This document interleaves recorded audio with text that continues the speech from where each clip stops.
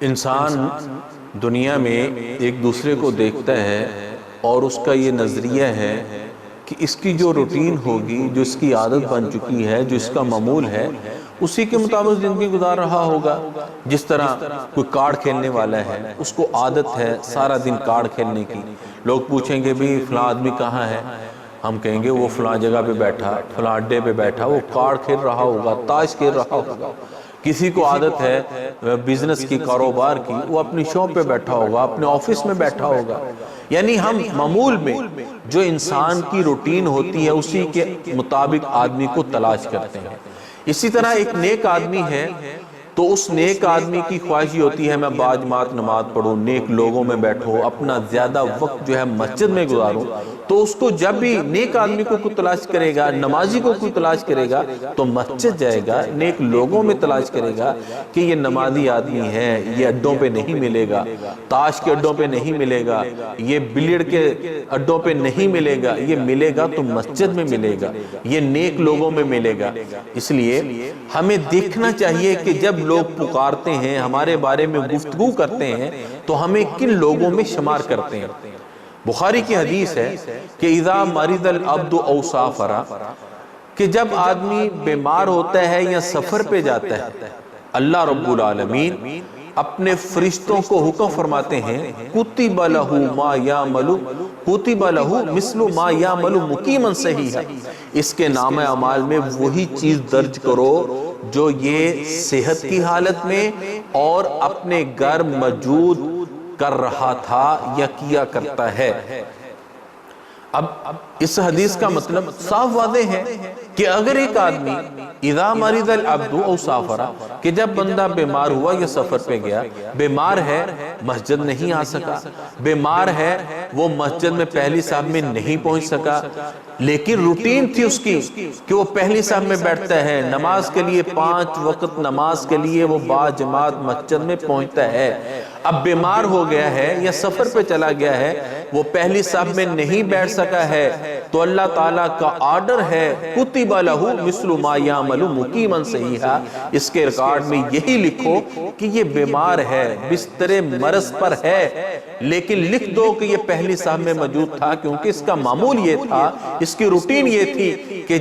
وقت ملے گا، صحت ہوگی، فوراً مسجد میں پہنچے گا۔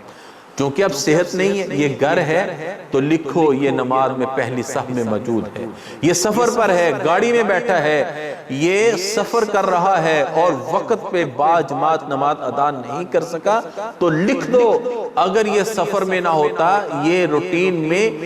گھر میں موجود ہوتا تو یہ پہلی صف میں ہوتا، یہ سفر میں ہے، لکھ دو کہ یہ پہلی صف میں موجود ہے۔ لیکن اگر ایک آدمی وہ صحت کی حالت میں گھر میں موجود ہوتے ہوئے وہ جوئے کے اڈے پہ بیٹھتا ہے، فحاشی کے اڈے پہ بیٹھتا ہے، اب وہ بیمار ہے اور بستر پر ہے یا سفر میں ہے، اور وہ اپنے دوستوں کو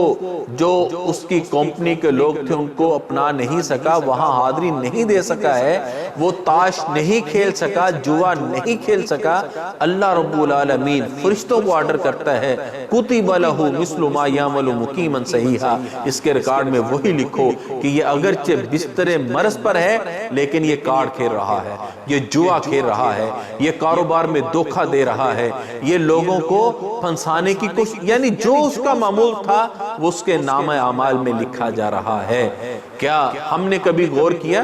آج اللہ کی طرف سے آزمائش آئی ہے، ہم وبا کے شکار ہیں، تو کبھی سوچیں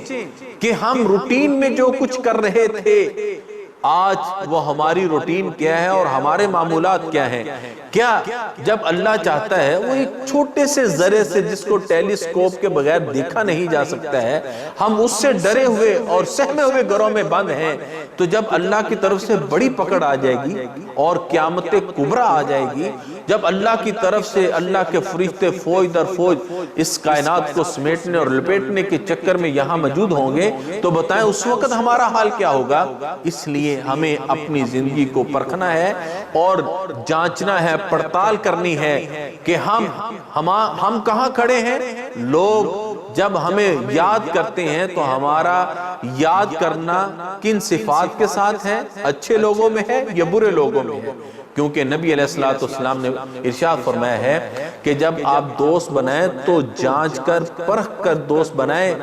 کہ آدمی اپنے دوست کے اپنی کمپنی کے دین پر ہوتا ہے۔ فَلْيَنْظُرْ أَحَدَكُمْ مَنْ يُخَالِلْ، آپ سوچیں پرکھیں اور جانچ لیں کہ آپ نے اپنی کمپنی کو کس کو اختیار کیا ہے، کس کو دوست بنایا ہے۔ دوست اختیار کرنے سے پہلے، کمپنی کو اختیار کرنے سے پہلے اپنے بارے میں ضرور غور کیجئے گا۔ نبی علیہ السلام سے ایک صحابی نے سوال کیا تھا نا کہ آقا قیامت کب آئے گی؟ آقا نے فرمایا ما عادت لہا، وہ اتنی بڑی چیز کے بارے میں سوال کرتا ہے، بتا تیری تیاری کیا ہے؟ کہنے لگا آقا میں نے کیا تیاری کرنی ہے، میرے دل میں صرف اور صرف آپ کی اور اللہ تعالیٰ کی محبت ہے۔ رسول اللہ صلی اللہ علیہ وسلم نے فرمایا کہ دنیا میں انسان جس چیز سے پیار کرتا ہے، المرء مع من احبا، قیامت کے دن اسی محبوب چیز کے ساتھ اٹھایا جائے گا۔ تو ہم نے دیکھنا ہے ہم نے اللہ سے اور رسول اللہ سے محبت کی ہے، دین اسلام سے محبت کی ہے، یہ دنیا داری سے محبت کی ہے۔ قیامت کے دن اگر ہمیں اٹھایا جائے گا تو کس چیز کے ساتھ؟ جس طرح ہم روٹین میں اٹھتے ہیں، سب سے پہلے موبائل چیک کرتے ہیں، واٹس ایپ چیک کرتے ہیں، فیس بک دیکھتے ہیں، کیا کبھی ہم نے قرآن کو دیکھا ہے، اذکار کو یاد کیا ہے کہ سو کر اٹھنے سے پہلے، یعنی جب سو کر انسان اٹھتا ہے تو دعا پڑھ لی ہے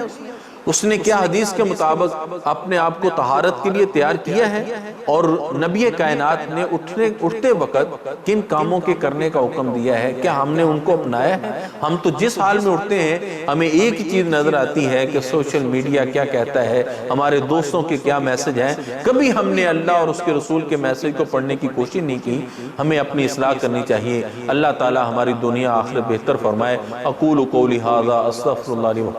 ولکم ولسائر المسلمین۔